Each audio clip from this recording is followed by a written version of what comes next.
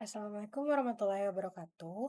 Perkenalkan, saya Sri Maharani dengan NIM S1S12401. Pada kesempatan kali ini, saya akan mempresentasikan tentang Object Oriented Programming atau biasa disingkat OOP dengan menggunakan bahasa pemrograman Python. Nah, dalam presentasi ini, kita akan mempelajari konsep-konsep dasar OOP termasuk kelas, kemudian ada juga objek, inheritance, abstract class, terus ada metode copying dalam Python juga. Nah, OOP ini itu sangat penting karena bisa membantu programmer untuk membuat software yang lebih terstruktur dan juga dapat digunakan kembali dan lebih mudah untuk dikembangkan. Nah, dalam presentasi kali ini, saya akan membahas beberapa topik. Pertama, itu ada kita akan mempelajari pengenalan dan tujuan dari OOP sendiri. Nah, kemudian kita akan membahas class dan objek. Terus ada operator overloading, terus ada iterator, inheritance, abstract abstract class, namespace, dan juga yang terakhir itu ada shallow serta deep copying. Ini ya sudah tampil juga pada slide PDF-nya. Nah, topik-topik ini itu sangat penting untuk kita memahami bagaimana sih pemrograman berorientasi objek atau OOP ini tuh bekerja di dalam Python.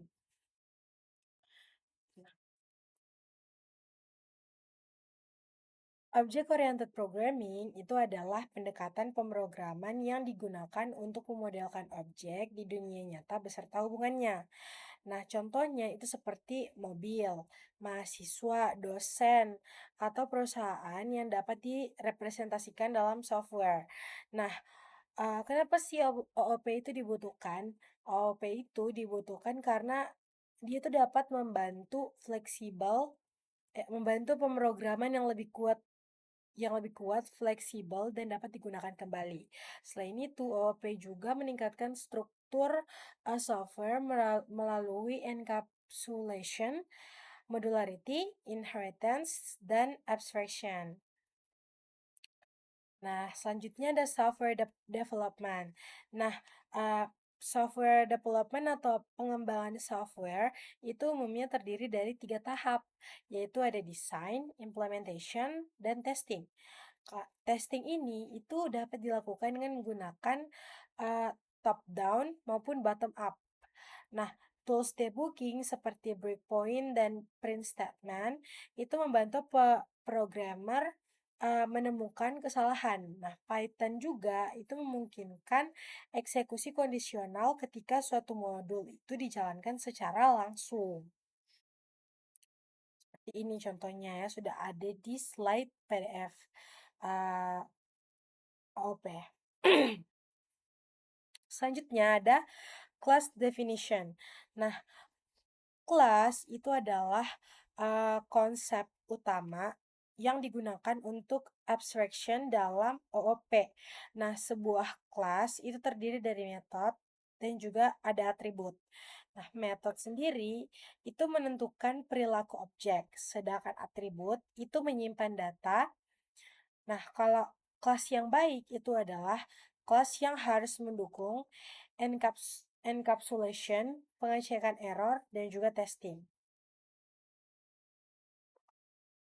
Lagi-lagi seperti yang sudah tertera di sini ya. Itu. Sekarang kita di slide 6. Oke. Selanjutnya ada classes and objects. Nah, class itu dapat dijelaskan sebagai blueprint untuk membuat objek. Nah, objek sendiri adalah instance yang dibuat dari sebuah kelas. Nah, dalam Python, constructor itu dia menggunakan metode init. Contohnya seperti ini, ya. Nah, Python juga itu dia menggunakan aturan penamaan untuk protected dan private members. Oke, kita coba saja kali ya codingannya di sini. Kita langsung tes codingan pertama, Ini itu cara pengimplementasian kelas dan objek. Pertama, kita buat dulu harusnya kita nggak pakai huruf kapital. Kita buat dulu kelas personnya. Nah, terus kita bikin fungsinya def init.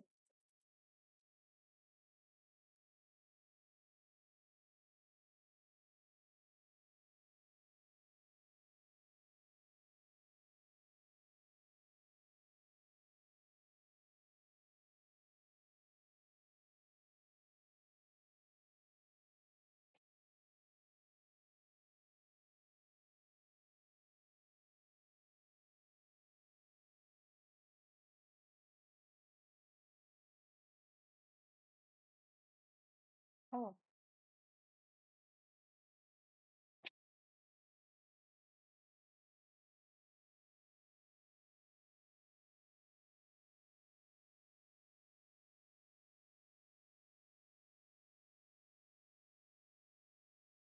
oh,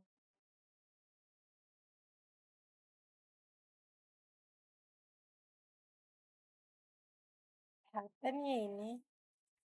Kita lanjut aja dulu kali ya. Sesuai dengan ini. Oh,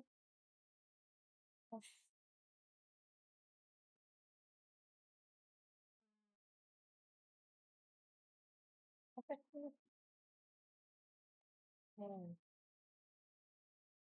Astagfirullahaladzim.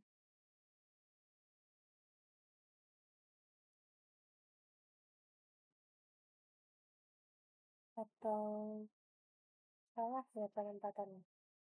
Ini sih. Oh iya, ternyata ya gara-gara ini.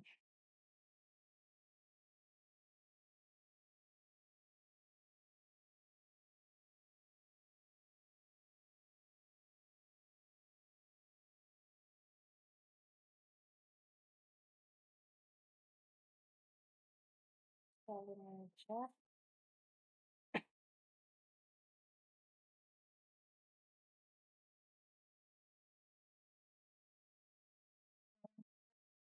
Jadi H. Nomor.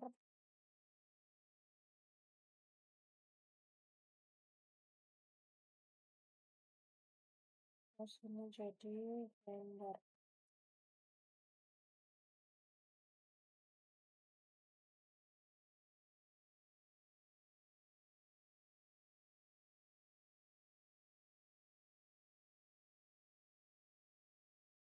Oke. Next kita bikin si eh def baru. Nah, def yang ini itu isinya atribut.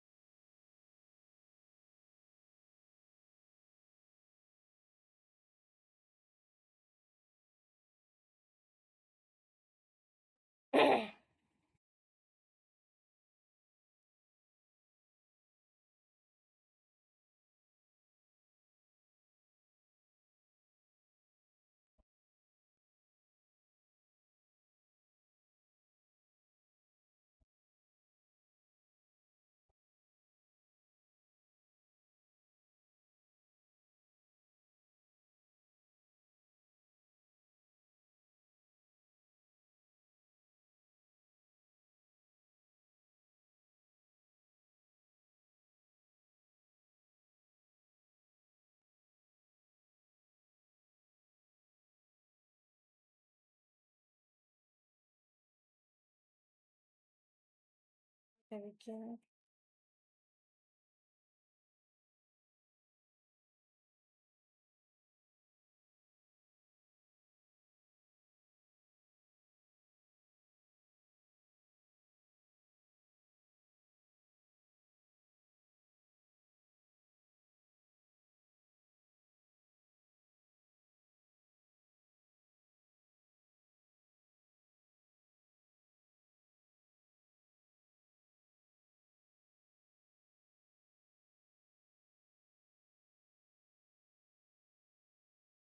Something.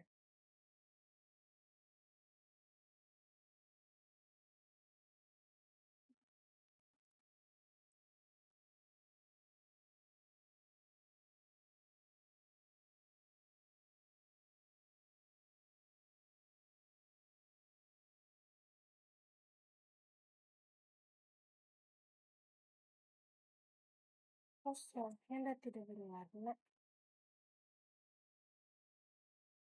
Oh my god.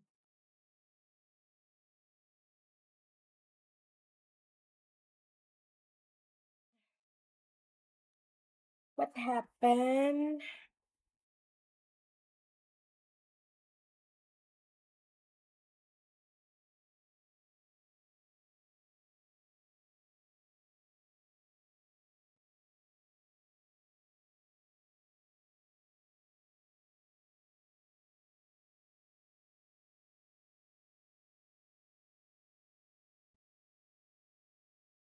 Kita lanjutin aja dulu sebentar, biar dilihat ya di mana salahnya kira-kira. Oke.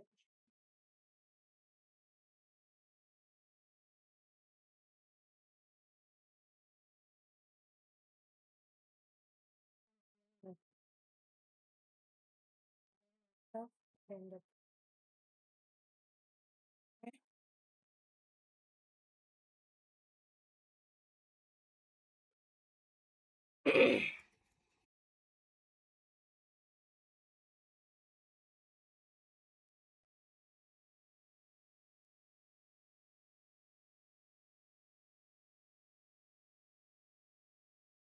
Saya ganti jadi Jenny kali ya, Jenny.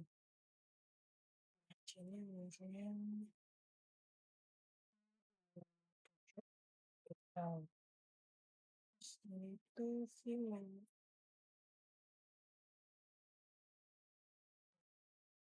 Eh,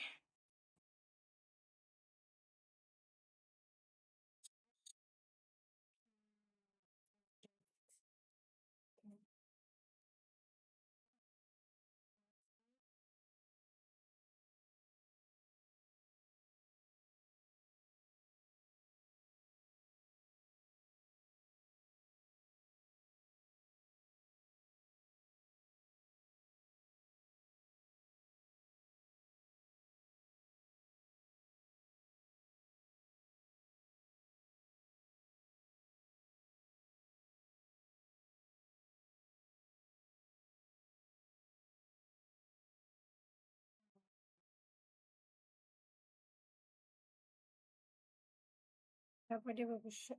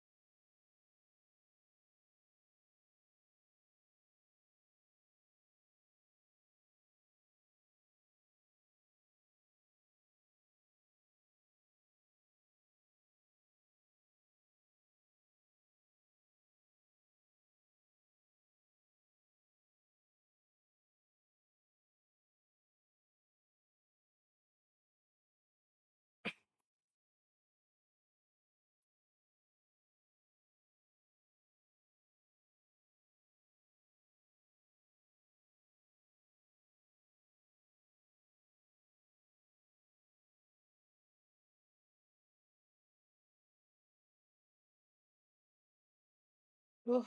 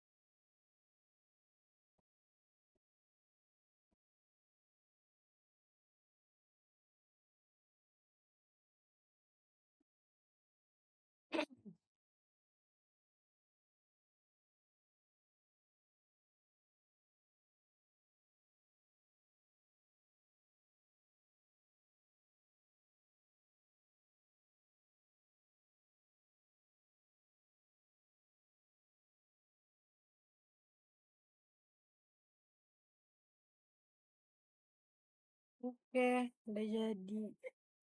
Sekarang mungkin kita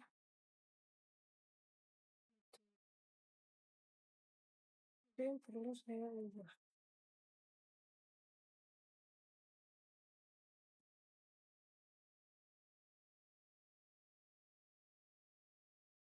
Koran yang sepertinya ada error, tapi I don't even know where's the error. Ini harusnya titik koma ya.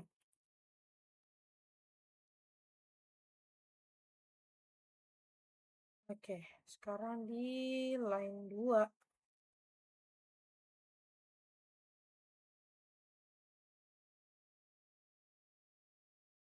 Oh, dev initnya udah terbaca.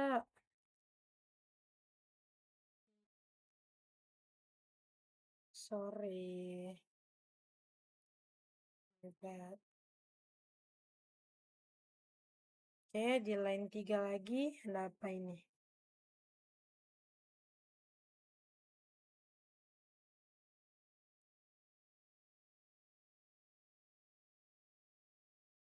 Sekarang line 17.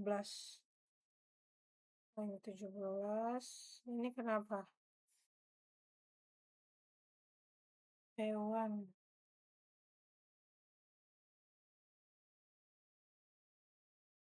Kenapa ya ini? Person. Tapi kita ikuti yang sesuai di buku saja paling. Di model maksudnya Johnny. Kan namanya Johnny. Terus ini 36. Terus ini Mel. What is wrong?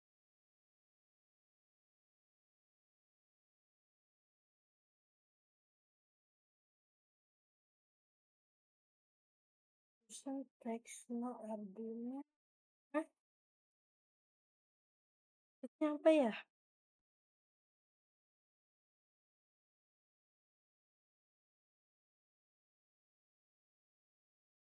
Oh, tanda ada enggak.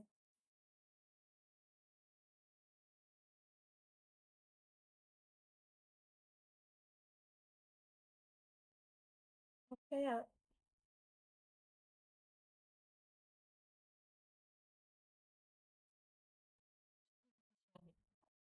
Memang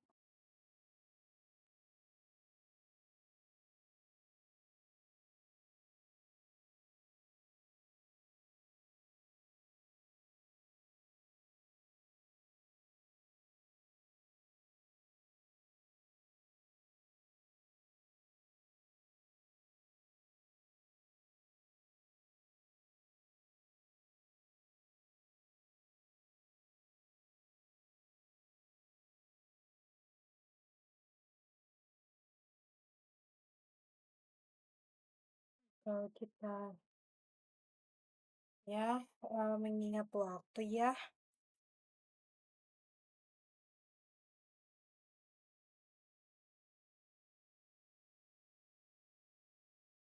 Oke, mari kita coba running lagi. Nah, udah jadi. Jadi outputnya seperti ini. Dan kurang lebih ini itu sama seperti yang ada di modul. Oke, kita lanjut next. Sekarang kita sudah di slide ke classes dan object. Selanjutnya kita masuk ke operator overloading. Nah, operator overloading itu memungkinkan programmer untuk mendefinisikan ulang perilaku operator untuk objek buatan sendiri. Contohnya, operator tambah, itu dia dapat bekerja berbeda tergantung jenis si objeknya. Nah, hal ini itu membuat objek itu lebih fleksibel dan lebih mudah untuk digunakan. Next, ada special methods. Nah, sini ada special methods-nya. Python itu dia menggunakan special methods untuk melakukan operator overloading dan built-in function. Nah, contohnya itu ada add. Mana ya contohnya? Nih, ada add seperti ini ya. Nah, itu dia digunakan untuk operator tambah dan str atau string itu digunakan untuk representasi si string. Nah, jika metode tersebut tidak dibuat, maka Python itu akan menghasilkan error. Seperti itu. Next, ada implied methods. Nah, jadi beberapa operator di Python itu sudah memiliki perilaku default. Contohnya, objek itu dianggap bernilai true, kecuali ditentukan sebaliknya. Nah, jika metode len ada, maka Python itu akan memeriksa panjang objek untuk menentukan nilai boolean. Seperti itu. Di sini juga ada lagi, contoh codingannya.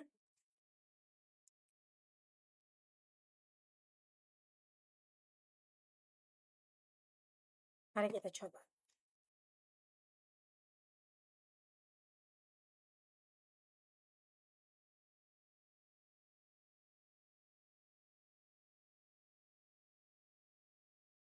Hmm.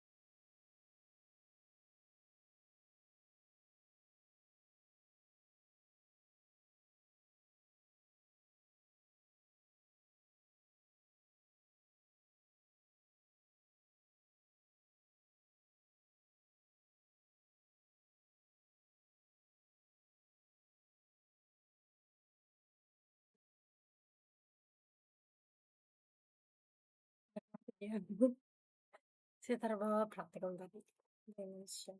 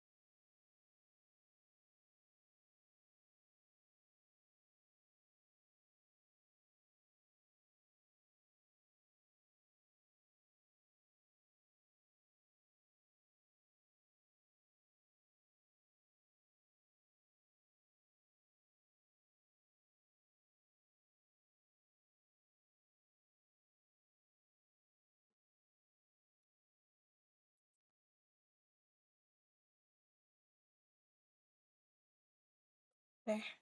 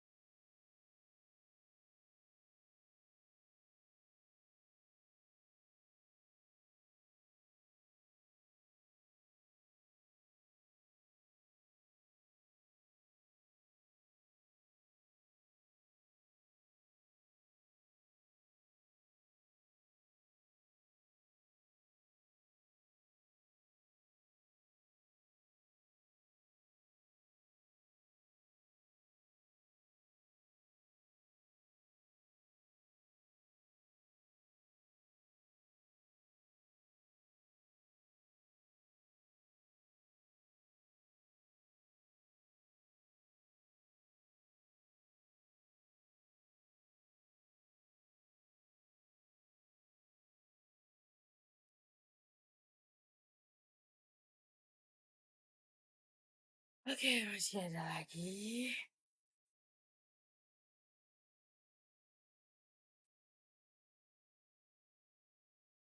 Please, I really hope di sini tidak ada error. Nah, mungkin sih, tapi semoga aja nggak ada error. Yourself and others. And that return.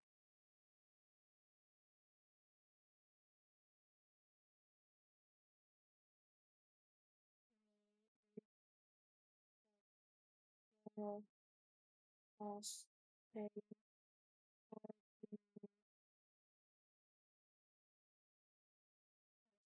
are.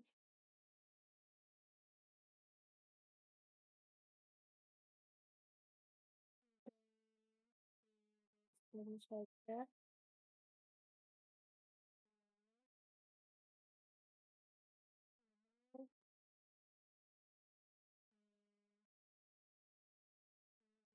Self and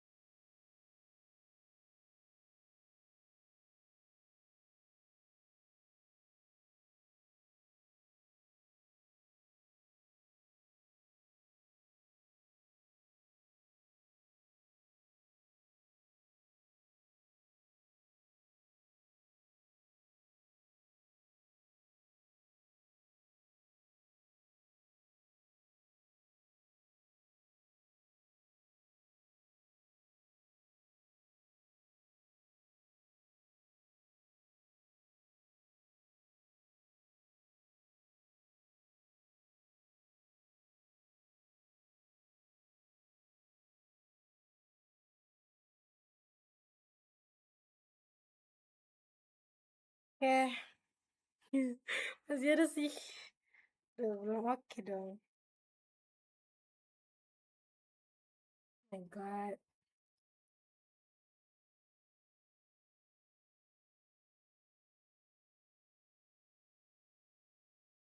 Kayak tinggal pendek-pendeknya nih.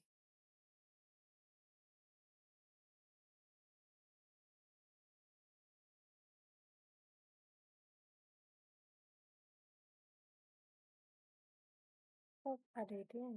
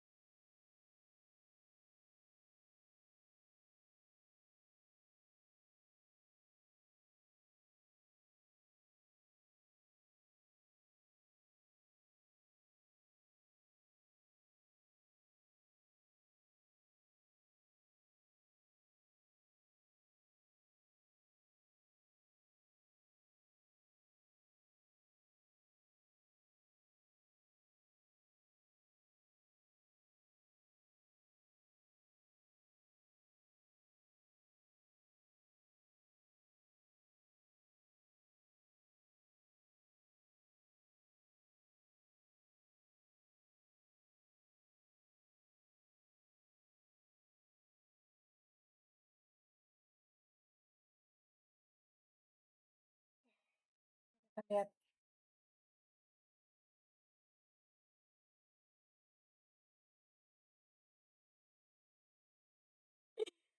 errornya lagi. Where is ya? Ini filenya.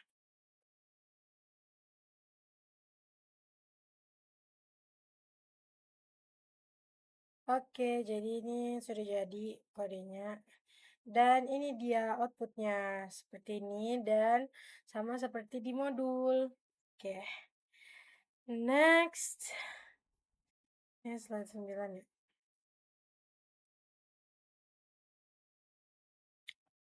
Oke, habis itu sekarang slide 10. Nah, itu adalah iterator for a class. Nah, iterator itu memungkinkan objek dibaca satu elemen dalam satu waktu. Method next yang ini, method next itu mana ya contohnya? Ini, cocok nih yang ini, method next. Itu dia mengembalikan elemen berikutnya dari sebuah collection. Jika tidak ada elemen lagi, maka Python akan menghasilkan exception stop iteration. Seperti itu. Ini contohnya ya, seperti ini contohnya.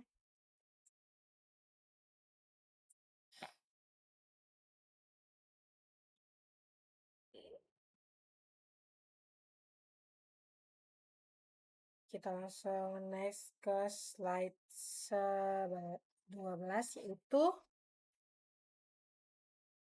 slide 11, maaf, yaitu range function iterator. Nah, fungsi range pada Python itu adalah contoh iterator.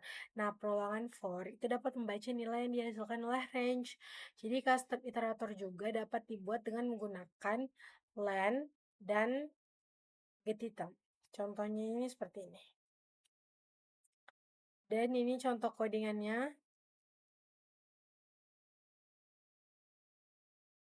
Dan ini contoh outputnya. Oke. Next. Inheritance. Nah, inheritance itu dia memungkinkan sebuah kelas baru mewarisi properti dan metode dari kelas lain. Nah, kelas induk itu juga disebut dengan superclass. Jadi sedangkan kelas baru itu disebut dengan subclass. Dan inheritance itu membantu mengurangi duplikasi kode dan meningkatkan struktur program. Seperti itu. Kemudian di sini ada expression hierarki ya yang berbentuk pohon ini. Nah, di sini itu Python mengatur tipe exception dalam bentuk hierarki. Nah, hierarki ini itu membantu programmer dalam menangani berbagai error dengan lebih efisien. Jadi, exception yang spesifik itu dia mewarisi perilaku dari exception yang lebih umum. Ini contohnya. Kemudian ada credit card class. Nah, contoh ini yang ada di sini itu menjelaskan kelas credit card.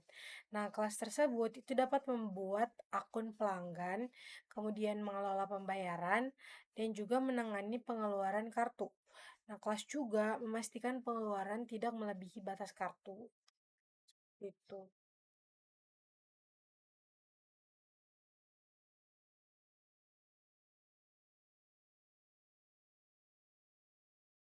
Dan di sini saya sudah punya contoh codingannya.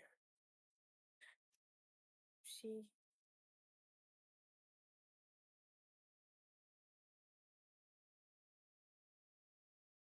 Kita langsung jalankan saja, kita run. Nah, seperti ini. Contoh dari si credit card class. Ini contoh program kartu kredit ya. Jadi ada customer John Bauman, banknya California Savings, dan ini accountnya, terus ini limitnya, ada balance-nya juga, dan new balance-nya. Begitupun untuk yang lainnya. Oke. Next, ada predatory credit card. Nah, predatory credit card ini itu adalah child class yang berasal dari si credit card. Jadi kelas anakan dari codingan yang saya perlihatkan tadi, dari si credit card tadi. Jadi kelas ini tuh memodifikasi perilaku pembayaran dengan menambahkan penalti dan juga bunga untuk tagihan yang terlambat. Nah, hal ini itu menunjukkan bagaimana cara subclass itu dapat memperluas fungsi dari parent class. Seperti itu. Ini ya contoh codingannya. And maybe saya tidak akan mencontohkan lagi karena sejatinya ini hanya turunan atau anakan dari codingan sebelumnya. Selanjutnya ada progression example. Ini tuh another example dari inheritance progression tadi. Seperti itu. Nah, class progression itu dia menghasilkan urutan angka. Jadi kelas ini itu menjadi base class untuk arithmetic, kemudian geometric, dan Fibonacci progression. Nah, jadi setiap child class atau anakan kelasnya itu akan memperluas fungsi dengan cara yang berbeda-beda. Seperti itu. Ini lagi contoh-contohnya. Ini contoh codingannya, dan ini, dan ini contoh, we don't have an output in here. But ini contoh codingannya seperti ini. Okay, next.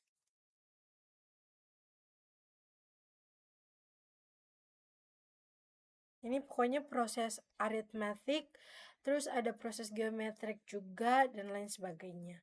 Terus kalau di slide 17, di sini ada type of progression. Di sini ada arithmetic progression, ada geometric progression, juga ada Fibonacci progression, seperti itu. Jadi ini kayak dia buat kelipatan 2. Ini dia buat kelipatan 2. Kalau ini, ya pokoknya kita lihat saja polanya lah ya. Jadi di arithmetic progression itu dia menambahkan angka dengan selisih yang tetap. Nah, seperti yang kita lihat dari outputnya, itu dia selisihnya masing-masing 2, seperti itu. Kalau geometric progression, dia mengalihkan si angkanya dengan rasio yang tetap. Jadi dikalikan terus, 1 kali 2, 2, 2 kali 2, 4, 4 kali 2, 8, gitu seterusnya sampai dapat hasil 512. Nah, kalau Fibonacci progression, dia menghasilkan angka dari penjumlahan angka sebelumnya. Jadi 0 tambah 1, 1. Terus 1 tambah 1, 2. 1 tambah 2, 3. 3 tambah 2, 5. 5 tambah 3, 8. Begitu seterusnya sampai mendapatkan angka 34. Dan untuk output yang kedua itu menghasilkan angka 288. Jadi dia di outputnya itu dihasilkan dengan dari penjumlahan angka di belakangnya atau angka sebelumnya. Seperti itu. And then we have abstract classes. Kalau abstract classes itu dia berfungsi sebagai template untuk kelas lain, sebagai blueprint atau template-nya lagi untuk other classes atau kelas lain seperti itu. Terus kalau abstract classes dia memiliki abstract method lagi tentunya. Nah, abstract method ini itu tanpa implementasi. Terus kalau child class yang kita bahas tadi, itu dia wajib untuk mengimplementasikan metode tersebut sebelum nantinya digunakan. Nah, terus di sini ada abstract method example. Ya, ini contohnya ya. Jadi dekorator atau abstract method itu yang ini itu dia memaksa child class untuk mendefinisikan ulang metode tertentu. Jadi hal ini itu memastikan konsistensi antar subclass, tetapi tetap memberikan fleksibilitas. Duh. Nah, ini nanti kalau misalnya kita coba yang ini, maka dia akan break di eigenerror, dia akan error. Seperti contohnya ya. Tab errornya itu karena tracebacks. Nah, ini contoh lainnya, tapi ini harus import library. Ini contoh kedua. Cuman saya belum install library-nya, so maybe we can um, coba next time ya. Oke, next 20. Ini ada namespaces. Nah, namespaces itu dia kelas namespaces ya. Dia tuh menyimpan variabel dan metode di dalam kelas atau objek. Nah, jadi setiap kelas dan objek itu nanti memiliki namespacesnya masing-masing. Dan namespaces itu membantu menghindari konflik nama dalam program. Jadi dia itu apa menghindarkan nama yang sama maybe gitu. Konflik nama lah dalam program itu. Dia menghindari. And then we have shallow and deep copying. Jadi shallow and deep copying itu dia ada beberapa cara menyalin data ya. Ada beberapa cara menyalin data di Python. Yaitu ada aliasing, terus ada shallow copy, dan ada deep copy. Nah, di aliasing itu dua variabel menunjukkan ke lokasi memori yang sama. Ini contohnya. Terus ada deep copy. Deep copy dia di shallow copy itu beberapa objek di dalamnya masih dibagikan secara bersamaan. Jadi sedangkan deep copy itu dia menyalin semua objek ke lokasi memori yang berbeda. Nah, hal ini itu membuat kedua salinan dapat diubah secara independen.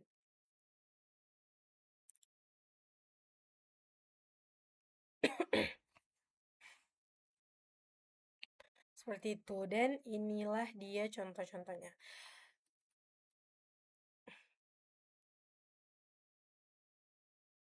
Nah, so itu dia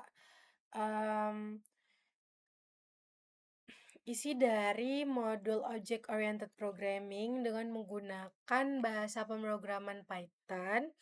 Kita sudah belajar tentang materi-materi dasarnya, mulai dari pengenalan, kemudian ada classes dan object, terus ada operator overloading, ada iterator overclass-nya, ada inheritance-nya, ada abstract classesnya, terus ada namespaces-nya, dan yang terakhir kita bahas tadi ada shallow versus deep copying. Itu sudah kita bahas semuanya dengan rinci, dan beberapa juga kita uji coba langsung, kita tes langsung pengimplementasian kodenya seperti apa. Terus ini juga kita sudah pelajari si common syntax-nya dan juga special method form pada Python-nya yang biasa digunakan dalam OOP atau what is called again? Object Oriented Programming. Ini sudah ada banyak sekali, mulai dari apa aktivitas aritmetik, geometrics, terus ada juga untuk string, kita belajar boolean, len, hash, iter, dan lain sebagainya.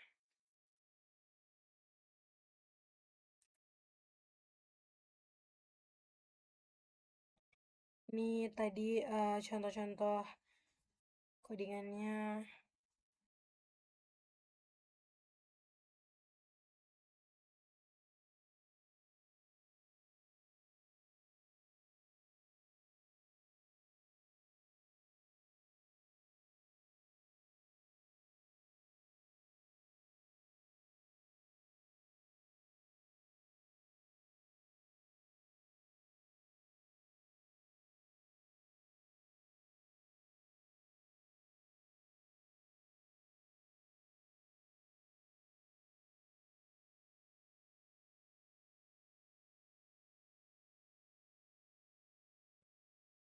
But I have double chin.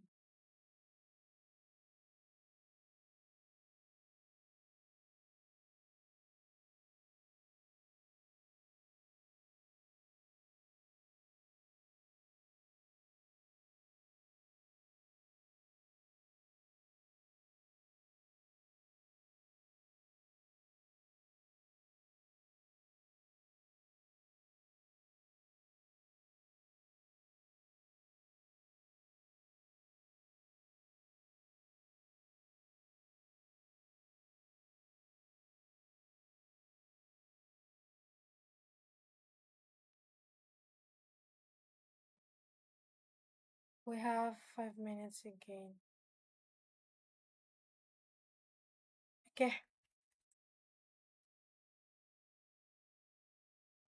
ini summary-nya.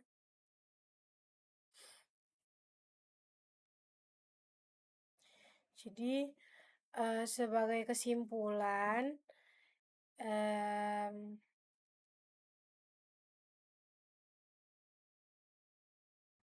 kita telah mempelajari konsep-konsep dasar dari Object Oriented Programming atau pemrograman berbasis objek atau yang biasa disingkat OOP dan PBO dalam Python dengan menggunakan bahasa pemrograman Python. Di sini kita membahas class, object, inheritance, abstract class, iterator, operator, overloading, dan juga method copying. Nah, memahami OOP itu sangatlah penting karena OOP ini itu sangat membantu developer dalam membuat software yang terstruktur, rapi, bagus, tuh, dan dapat digunakan kembali tentunya. Jadi, contoh misalnya kita buat siakat. Kita buat siakat, terus di siakatnya itu kan ada um, laman admin ya. Nah, si laman admin ini itu bisa digunakan ke web lain, ke website lain, atau ke aplikasi lain seperti itu. Jadi dia bisa digunakan kembali, recycle gitu. Dan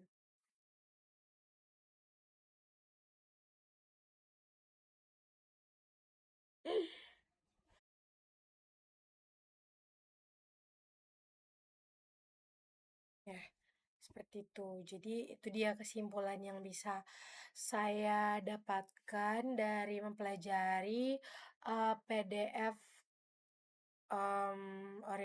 Object Oriented Programming atau programming berorientasi objek. Itu dia insight yang saya dapatkan dalam pelajari PDF ini.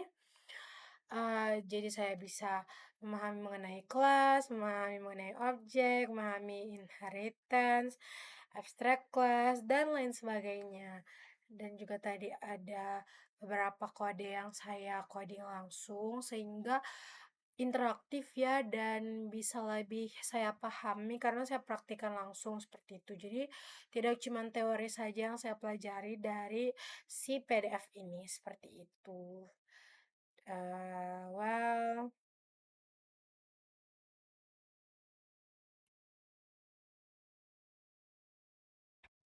ya, sangat senang bisa belajar object oriented programming.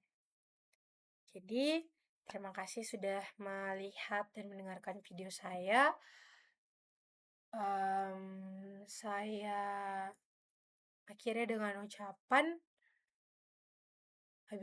wabillahi taufiq wal hidayah. Assalamualaikum warahmatullahi wabarakatuh.